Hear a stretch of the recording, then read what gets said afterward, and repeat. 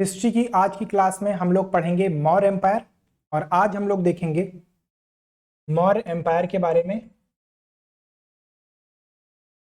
Mauryan empire जो अपने आप में एक बहुत विशाल है, बहुत बड़ा है। और यहाँ से अगर हम देखें तो भारत के इतिहास का जो रास्ता है वो पूरी तरीके से बदल जाता है। मौर्य साम्राज्य वह पहला साम्राज्य था। मौर्य साम्राज्य वह पहला साम्राज्य था। देखिए भाई, वह पहला साम्राज्य था जिसने भारत को अखंड अखंड और समग्र किया। ठीक है, मौर्य एम्पायर भारत का पहला वह साम्राज्य था जिसने भारत को समग्र किया या अखंड किया। तो इसकी शुरुआत कहाँ से होती है भाई? देखिए, मैंने आपको इससे पहले की क्लास में बताया था, इससे पहले की क्लास में सारी चीजें डिस्कस हो चुकी हैं, जहां पर हम लोगों ने विदेशी आक्रमण को देखा था। ठीक है, तो विदेशी आक्रमण में हम लोगों ने क्या देखा? विदेशी आक्रमण में हम लोगों ने क्या देखा? एक तो ईरानियन इन्वेजन था, ईरानियन इन्वेजन को देखा। ठीक है, दूसरा ग्रीक इन्वेजन को देखा, ग्रीक इन्वेजन को देखा। ठीक है भाई, ग्रीक इन्वेजन को देखा। ईरानियन इन्वेजन में हम लोगों ने देखा कि कैसे हखामनी वंश का जो शासक था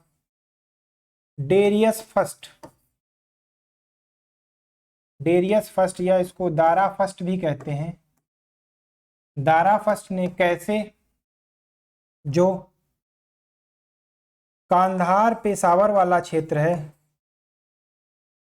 कांधार प्लस पेशावर वाला जो क्षेत्र है, इन दोनों को जीत लिया, इन दोनों को जीत लिया। ठीक है, इन दोनों को जीत लिया और इसको अपना 20वां प्रांत बनाया। ठीक है, 20वां प्रांत बनाया। ये हम लोगों ने कब देखा भाई? ये हम लोगों ने देखा 540 बीसी के करीब। उसके बाद हम लोग देखते हैं ग्रीक इन्वेजन में क्या होता है भाई। ग्रीक इन्वेजन में हम लोग किसको देखते हैं? ग्रीक इन्वेजन में हम लोग अलेक्जेंडर को देखेंगे, और ये फिलिप्स का पुत्र था, और ये जो है ये फिलिप्स का पुत्र था, फिलिप्स थर्ड का पुत्र था। और इनकी ये आकांक्षा थी, इनकी ये आकांक्षा थी कि विश्व को जीते। ठीक है, विश्व को जीते, इनकी ये आकांक्षा थी भाई। तो अलेक्जेंडर क्या करता है? आता है और लड़ता है, और झेलम जिसको उस समय हाइडो स्पीच भी कहा जाता था, हाइडो स्पीच इस नदी का नाम था ग्रीस में। ठीक है, ग्रीक में इस झेलम को हाइडो स्पीच कहते थे। और इस नदी में 326 बीसी में एक युद्ध लड़ता है, युद्ध राजा पोरस के साथ, राजा पोरस के साथ, जिसको बैटल ऑफ हाइडे स्पीच कहा गया है, जिसको बैटल ऑफ हाइडो स्पीच कहा गया है, जिसको बैटल ऑफ हाइडो स्पीच कहा गया है। अब देखिए भाई कि होता क्या है, 326 बीसी में आता है। ठीक है, 326 बीसी में आता है, और आने के बाद ये battle of Hydaspes, battle of Hydaspes लड़ता है। आने के बाद और देखिए भाई, अलेक्जेंडर जो है, अलेक्जेंडर 1.5 वर्ष भारत में रहता है। फिर देखिए भाई, नियार्कस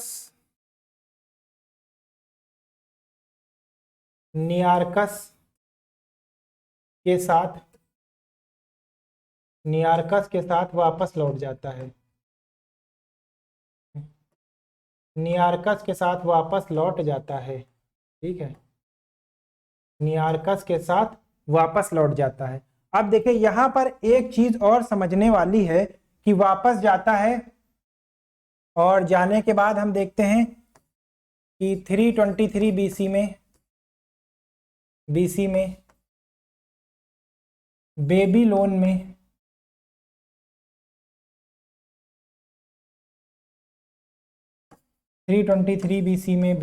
में बेबीलोन में मृत्यु हो जाती है। ठीक है, अब देखिए क्या होता है भाई, इसके मृत्यु जब इसकी होती है तो 323 बीसी में साम्राज्य का बंटवारा होता है।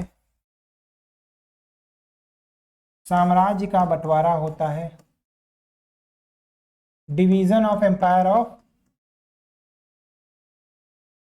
Division of empire of division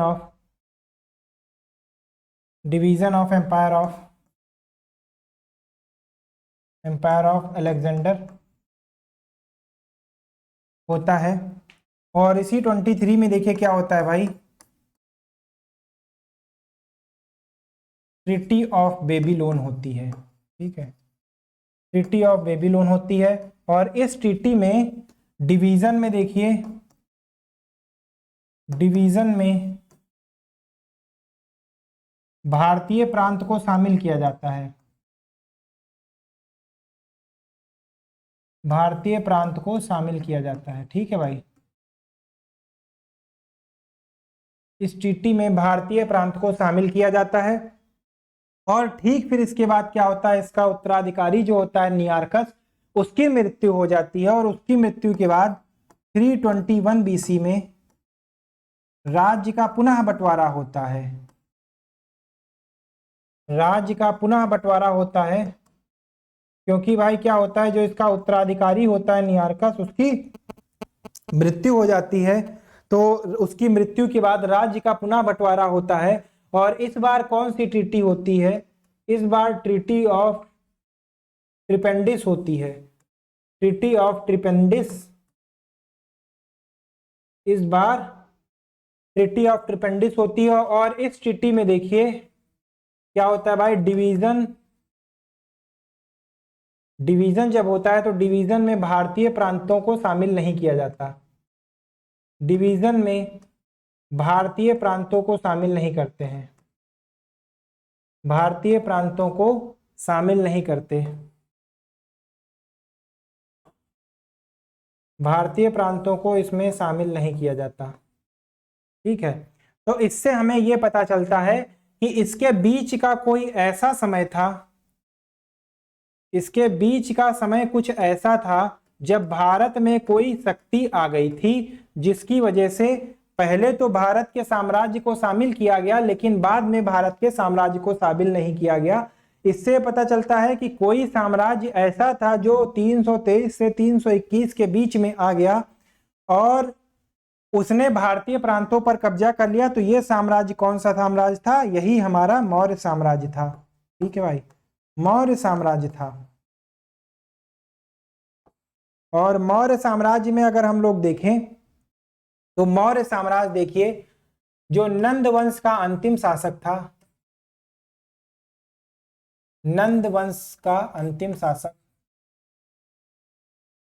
नंद वंश का जो अंतिम शासक था भाई, शासक घनानंद। ठीक है, घनानंद, इसको मारकर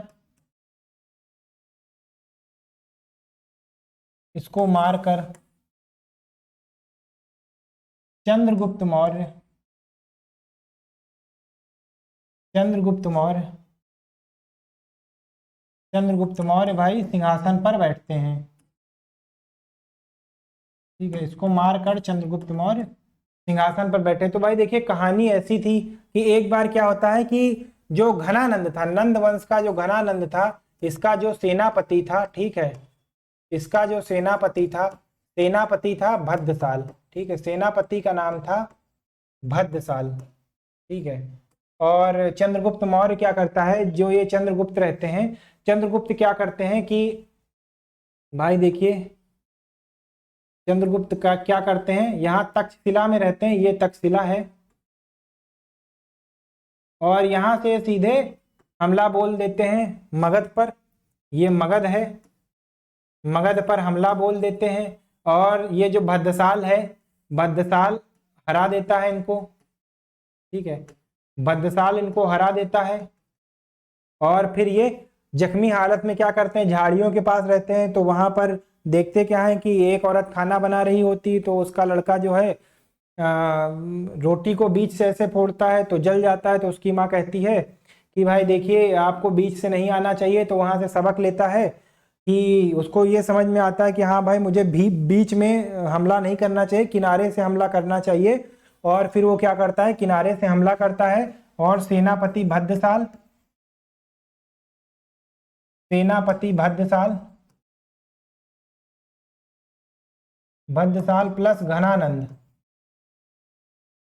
प्लस घनानंद दोनों की हत्या कर दी जाती है, और नए राजवंश,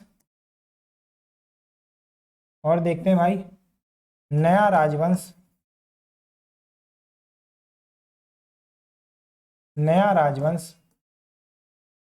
राजवंश जो है मौर्य साम्राज्य, उसकी स्थापना की जाती है, मौर्य साम्राज्य की स्थापना की जाती है, मौर्य साम्राज्य की स्थापना की जाती है। तो ऐसे मौर्य साम्राज्य की स्थापना होती है।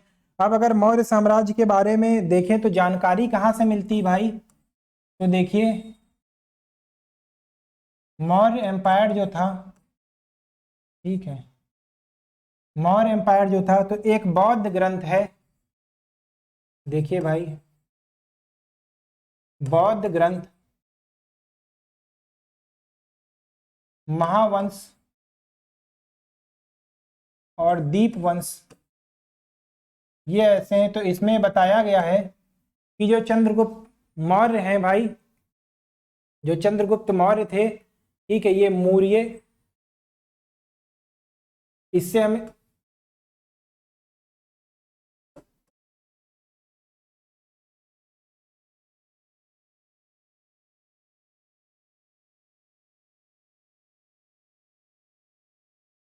इससे हमें जानकारी मिलती है, इससे हमें जानकारी मिलती है मौर्य साम्राज्य की, मौर्य साम्राज्य की जानकारी मिलती है। और एक चीज और देखिए कि भाई घनानंद के बाद क्या होता है कि जो चंद्रगुप्त मौर्य होते हैं, चंद्रगुप्त जो ये विष्णुगुप्त होते हैं, जो आचार्य चाणक्य होते हैं, ठीक है, आचार्य चाणक्य जो होते हैं, ये कौन होते हैं भाई, ये तक्षशिला के आचार्य होते हैं, ठीक है, ये तक्षशिला के आचार्य होते हैं। और इन्हें एक बार क्या होता है, इन्हें एक बार यज्ञ के लिए धन की आवश्यकता पड़ती है, तो धन की आवश्यकता के लिए घनानंद के पास जाते हैं और उससे धन की मांग करते हैं, और उसको याद दिलाते हैं कैसे तुमने गुरुकुल में कहा था कि जब भी तुम्हें किसी चीज की जरूरत होगी तो भाई मैं तुम्हें प्रदान करूंगा। तो ये आते हैं और अपने अधिकार से कहते हैं कि मुझे दिया जाए। लेकिन वहां पर क्या होता है कि जो घनानंद होता है वो इनकी बेइज्जती कर देता है और कहता है कि अगर तुम भिक्षा मांग रहे हो तो भिक्षा में दे सकता हूँ, लेकिन अगर तुम अपना अधिकार मांग रहे हो तो अधिकार में नहीं दे सकता। तो इसमें जो चाणक्य रहते हैं, चाणक्य कहते हैं कि भाई मैं अपना अधिकार मांग रहा हूं, आपने ही कहा था कि ठीक है, जो भी चीजें हैं आपको जब भी जरूरत पड़ेगी तो हम आपको मिलेंगे।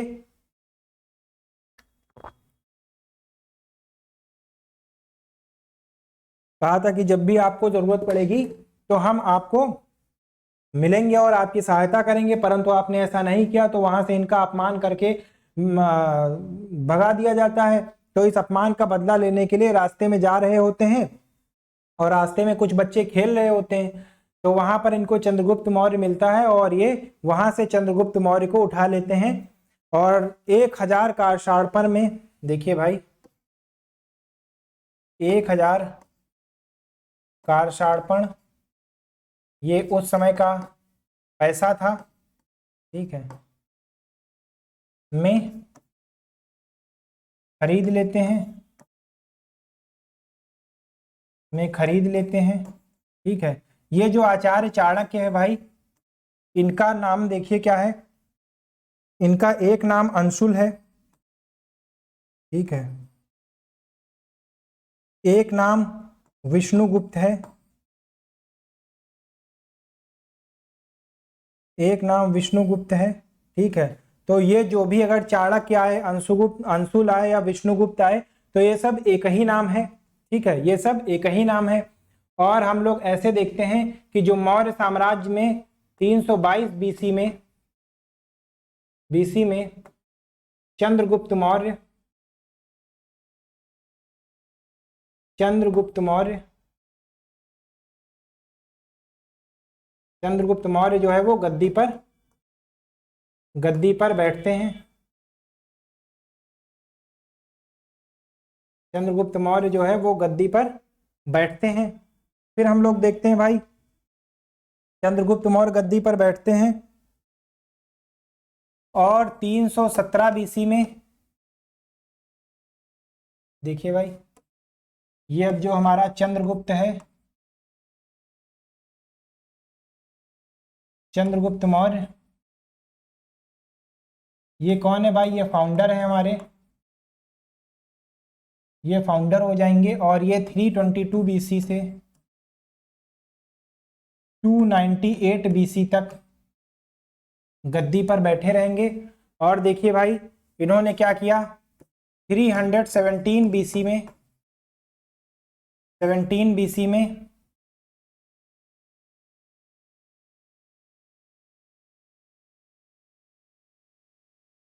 सेल्यूकस से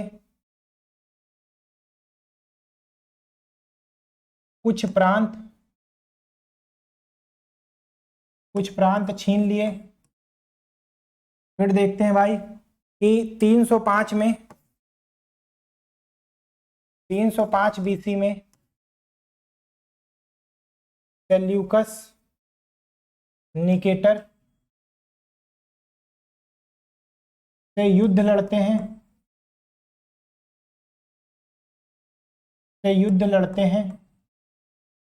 ठीक है, सेल्यूकस निकेटर से ये युद्ध लड़ते हैं। और ये सेल्यूकस निकेटर कौन था, ये देखिए भाई, ये अलेक्जेंडर के बाद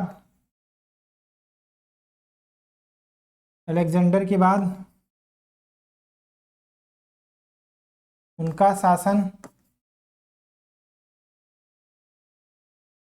संभाल रहा था, उनका शासन संभाल रहा था। 305 में युद्ध लड़ते हैं और यहाँ पर देखिए होता क्या है कि यहाँ पर सेल्यूकस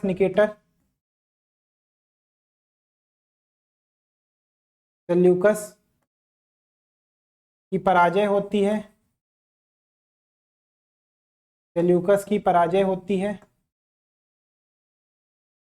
ठीक है, यहाँ पर सेल्यूकस की पराजय होती है। सेल्यूकस से कुछ प्रांत छीन लिए। 305 बीसी में सेल्यूकस निकेटर युद्ध लड़ते हैं और अलेक्जेंडर के बाद उनका शासन संभाल रहा होता है, सेल्यूकस की पराजय हो जाती है। और इस तरह देखिए भाई, ये क्या होते हैं कि सेल्यूकस जो है, सेल्यूकस अपनी पुत्री चलना का विवाह किससे करता भाई, का विवाह चंद्रगुप्त मौर्य से कर देता है, चंद्रगुप्त मौर्य से। और विवाह के बाद देखिए भाई, विवाह के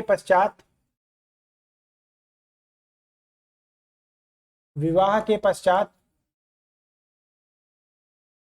दहेज में क्या मिलता है, दहेज में देखिए कांधार का क्षेत्र, जो कांधार का क्षेत्र है, ठीक है, वो कांधार का क्षेत्र मिलता है, कंबोज का क्षेत्र मिलता है, कंबोज का क्षेत्र मिलता है, ठीक है, कंबोज का क्षेत्र मिल जाता है। और भाई देखिए पेशावर का क्षेत्र मिलता है,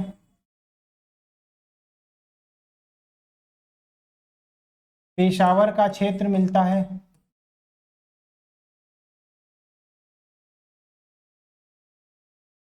ठीक है, पेशावर का क्षेत्र इनको मिल जाता है।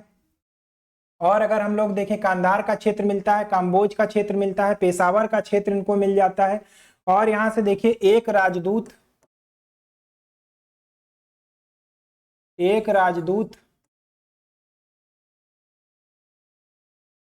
जो कांधार से आता है, जो कांधार से आता है, इसका नाम क्या था? मेगस्थनीज, मेगस्थनीज, ठीक है, इसका नाम था Megasthenes.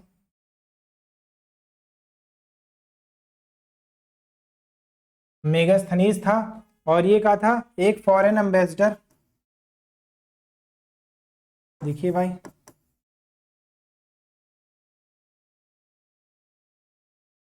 Foreign ambassador to court of Chandragupta Maurya,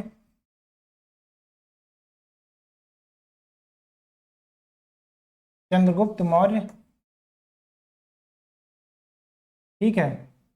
तो ये होता है।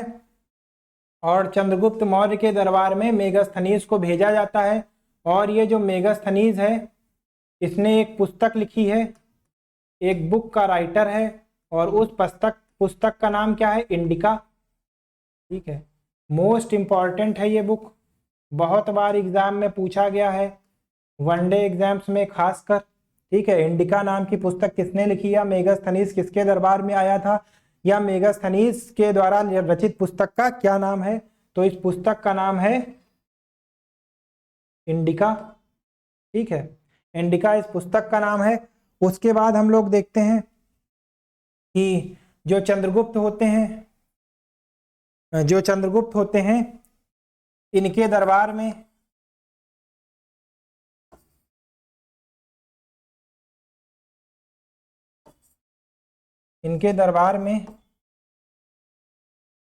जैन आचार्य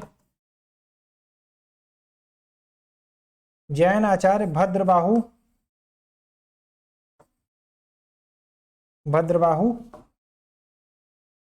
भद्रबाहु रहते हैं, ठीक है।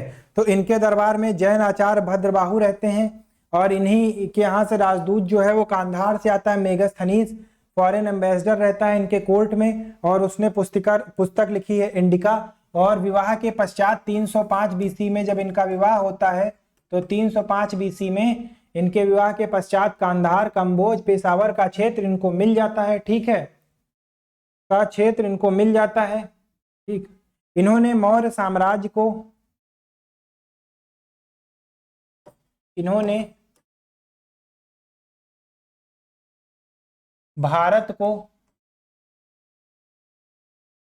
भारत को एक साम्राज्य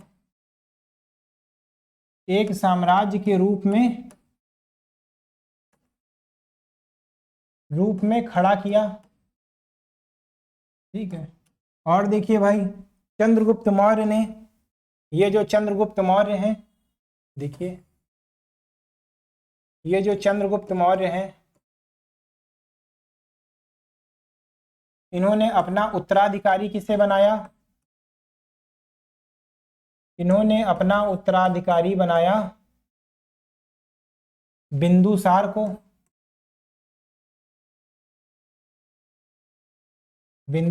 अपना उत्तराधिकारी बताया। और देखिए इनके शासन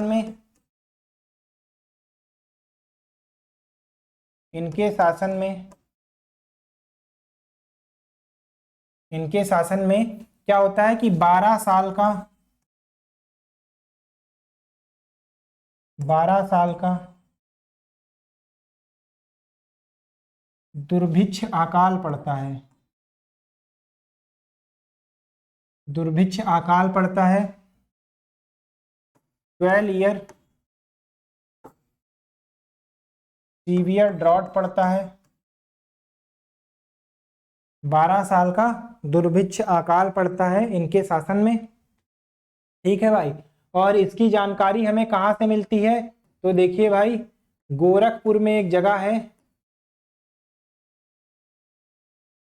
गोरखपुर में एक जगह है, देखिए भाई, गोरखपुर में एक जगह है सोहगौरा। सोहगौरा एक जगह है, यहाँ से एक कॉपर प्लेट मिली है। यहाँ से एक कॉपर प्लेट मिली है। ठीक है, एक ताम्रपत्र प्राप्त हुआ है, ताम्रपत्र। और यहाँ से क्या है कि एक्सेस ग्रेन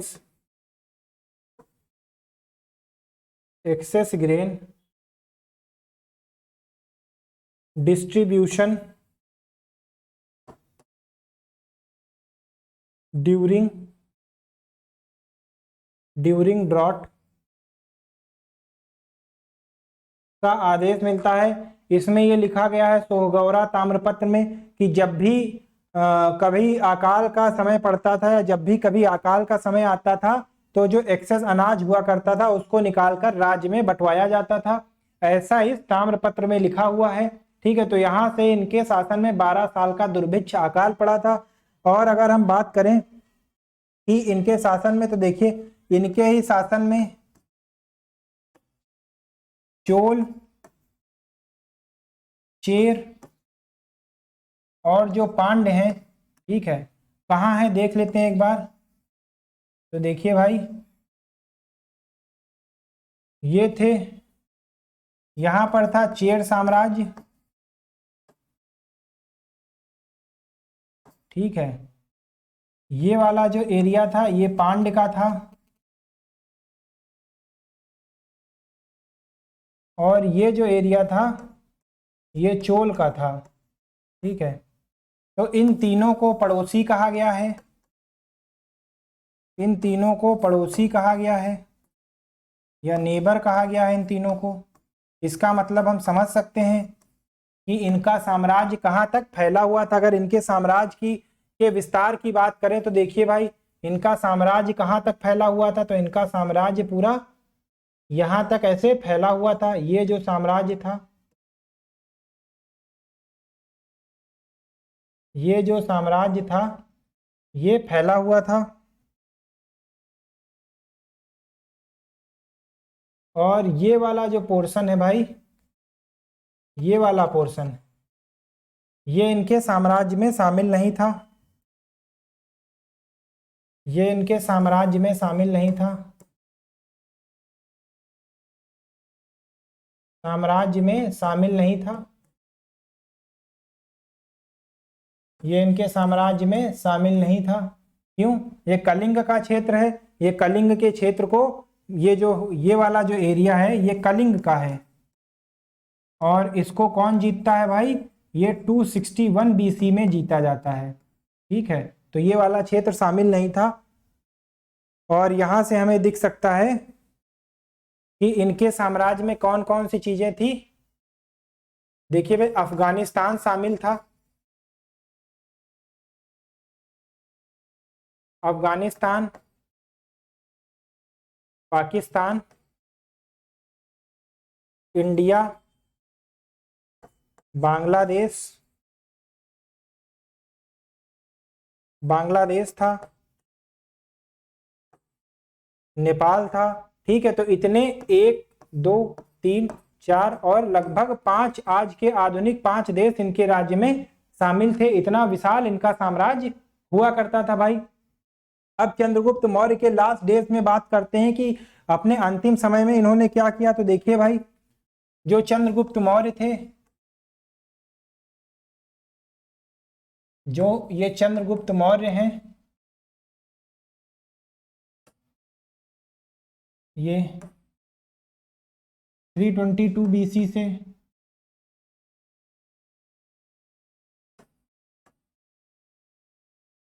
298 BC तक गद्दी पर बैठे रहे। और देखिए भाई, इनके शासन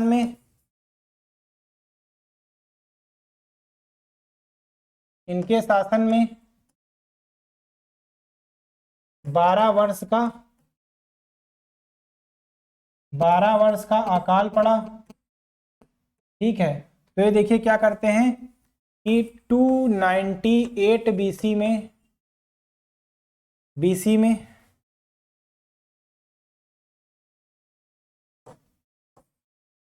आचार्य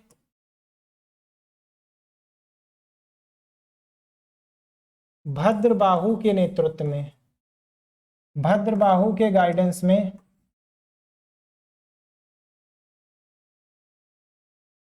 आचार्य भद्रबाहु के गाइडेंस में ये क्या करते हैं भाई,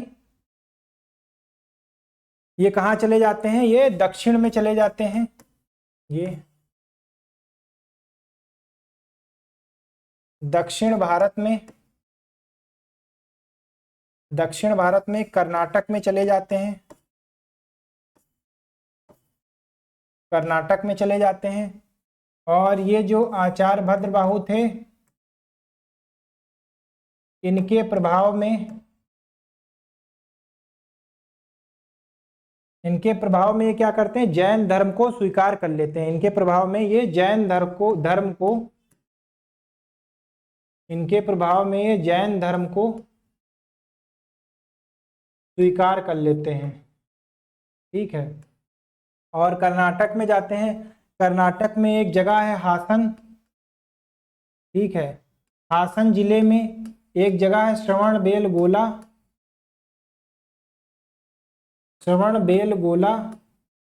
ठीक है, और श्रवणबेलगोला में जाकर ये क्या करते हैं भाई, श्रवणबेलगोला में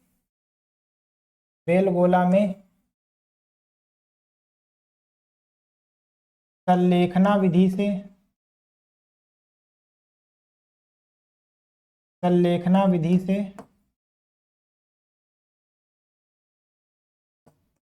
से प्राण त्याग देते हैं,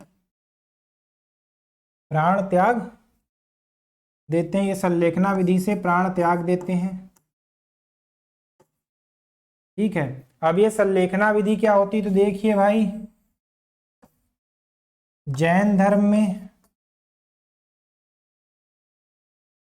देखिए जैनियों का ये मत होता है कि वो सूर्यास्त जब हो जाता है तो सूर्यास्त के बाद भोजन ग्रहण करते हैं। सूर्यास्त से, माफ कीजिएगा, सूर्योदय होने के बाद भोजन ग्रहण करते हैं और सूर्यास्त के बाद वो भोजन ग्रहण नहीं करते हैं। सूर्योदय होने से पहले उठते हैं और सूर्यास्त होने के पश्चात वो सो जाते हैं।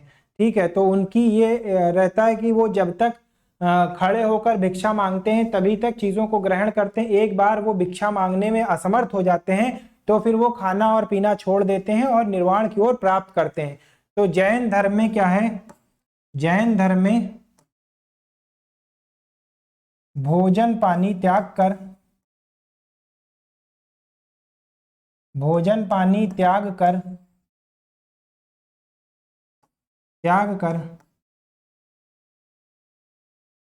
मृत्यु को प्राप्त होना। ठीक है, मृत्यु को प्राप्त होना, ये संलेखना विधि है। ठीक है भाई, एक चीज और फिर यहां से देख लीजिए कि जो कर्नाटक है, कर्नाटक के श्रवणबेलगोला में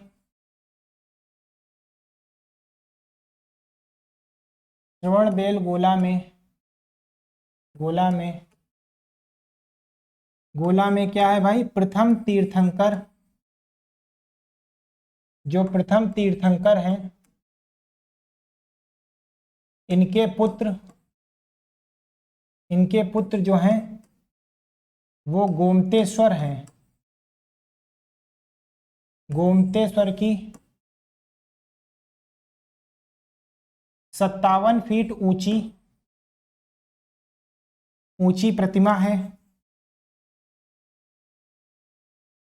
57 फीट ऊंची प्रतिमा है। और यहां पर देखिए ये जैन धर्म का तीर्थ स्थान है, जैन धर्म का तीर्थ स्थान है। और यहां पर देखिए जैसे हिंदू धर्म में हर 12 वर्ष पर महाकुंभ का आयोजन होता है, वैसे ही इस जगह पर हर 12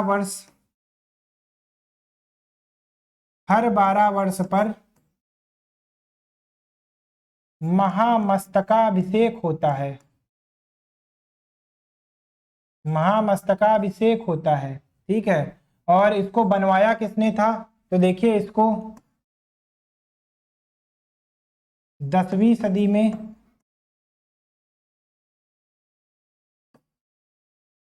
मंत्री चामुंड राय ने बनवाया था, मंत्री चामुंड राय ने बनवाया था। ठीक है, तो ये देखिए भाई कर्नाटक में श्रवण बेलगोला में जाते हैं और चंद्रगुप्त मौर्य जो होते हैं ये संलेखना विधि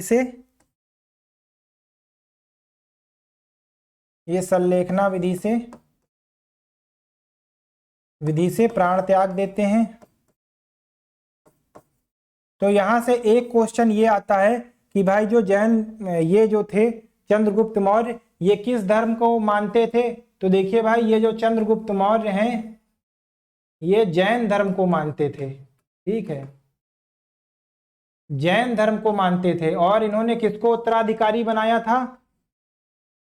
इन्होंने उत्तराधिकारी किसको बनाया? इन्होंने उत्तराधिकारी बनाया था, देखिए भाई उत्तराधिकारी कौन बना? बिंदुसार को बनाया था। ठीक है, इन्होंने उत्तराधिकारी बिंदुसार को बनाया और बिंदुसार गद्दी पर बैठता है 298 बीसी से 272 बीसी तक। ठीक है, और इसके काल में हम देखते हैं कि जो राजदूत है वो भी बदल जाता है और इसकी बहुत सारी नीतियां रहती हैं। और ये किस धर्म को अपनाता है? ये अजीवक धर्म को मानने वाला था। ठीक है, ये अजीवक धर्म को मानने वाला था।